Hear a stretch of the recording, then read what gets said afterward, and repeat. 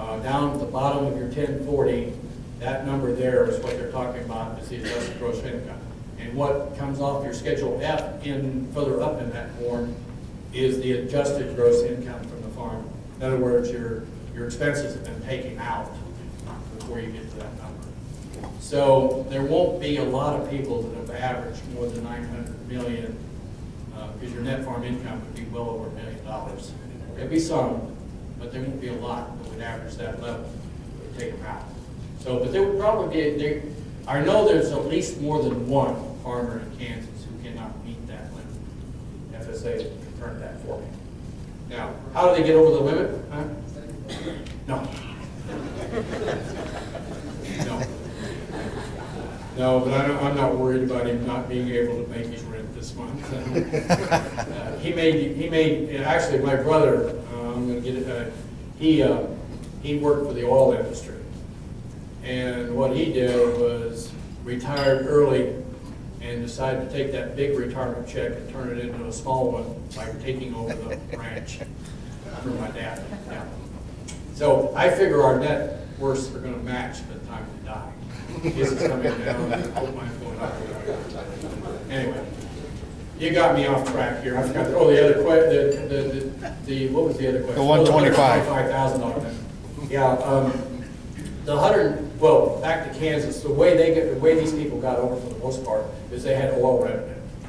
That's what bumped them over the $900,000 number. Now, if you watch the oil market, they may well be under the $900,000 now, because I mean that's dropped more than half. The $125,000 payment limit is by person, and even if it's a corporation, they track everything back to the person who's in that corporation. And if you have a corporation or limited partnership, for example, limited partnership, I think is you've got 3 people involved, and one of them has a adjusted gross over 900,000. He's not eligible, but the other 2 can get paid.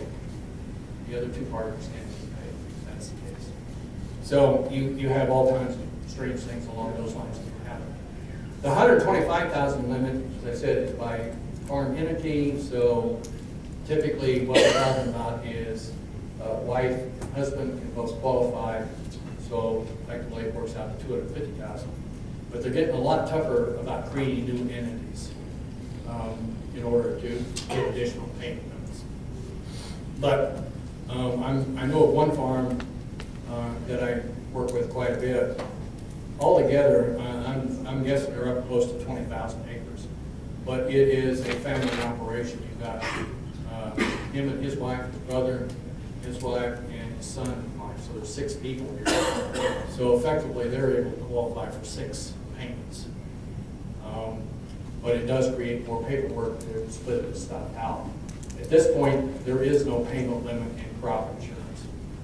If you want to screw up crop insurance, I assure you that's the way to do it. Put a payment limit on. As it is now, and you can say, why is that so? Well, if those large farms are generating underwriting gains, and you put payment limits on where it's no longer a risk tool for them, they leave. A third of the premium goes with them. And if the losses don't go down by an equal amount, then everybody left in the pool is paying higher rates. Just simple as that. You're going to lose a lot of volume. You're also going to mess up the delivery system.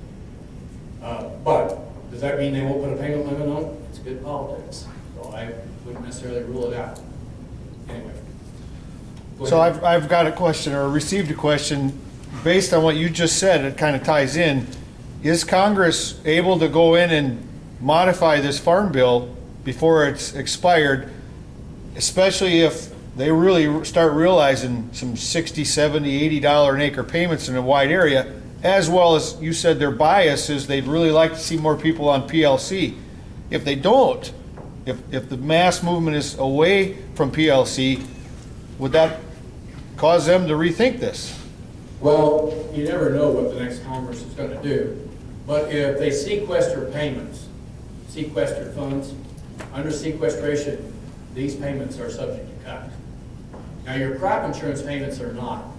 They're considered a crop, a contract, and they're a contract with a private company. So if somebody tried to restrict those payments, I assure you, they would be lawyers 5 deep lined up to file class action suits against the insurance companies. Now, the insurance companies might only have to pay, but they probably won't be in this game next year if that were to happen to them.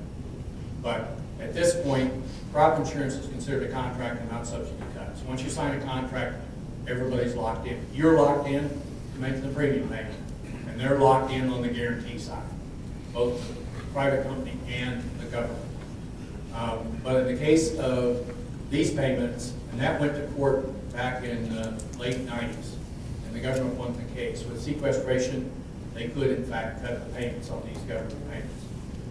The one place they were not allowed to cut is on the CRP payments. The court determined the CRPs were in fact contracts, and therefore they could not cut those payments. They were long-run contracts. So, and that's what I would expect to happen this time. So, yes, I don't think you can rule out the possibility that these payments might actually be reduced. Aren't we entering into a 5-year contract? That would be my argument if I was the lawyer for that side. My client really didn't shoot the guy. You know, that's the same kind of argument I make here. I don't think you would get very far with that one, though, because see, there's already a precedent that's been set. That case has already been litigated, and the farmer side lost it. So I don't think it'll be re-litigated. Would be my guess. Again, I'm not an attorney, so I don't know whether that could happen or not. But I don't think you'd rule out that possibility. It's also possible, what if everybody ends up at ARC and the price of corn drops to $2.50? I mean, then it's a mess. And then you're back to Washington asking for additional help, are you not? And what happens in 2016? And where do they go? If you got $2.50 corn in Iowa, and you want to be president, you better be up on $2.50 corn. And probably a good storyline on what you're going to do to help Iowa farmers with $2.50 corn. Unfortunately, depending on your point of view, we don't get much attention paid to us in Kansas when it comes to election years. That's because Kansas has not voted for a Democrat since Lyndon Johnson. Iowa, on the other hand, they kind of go both ways. They flip. And so you want to be president, you want to pick up those electoral votes for in Iowa, and they're up for grabs. $2.50 corn can certainly change the politics. So I won't even rule that out. You get that, something like that. Anyway, okay? All right, well, I'm not going to run off.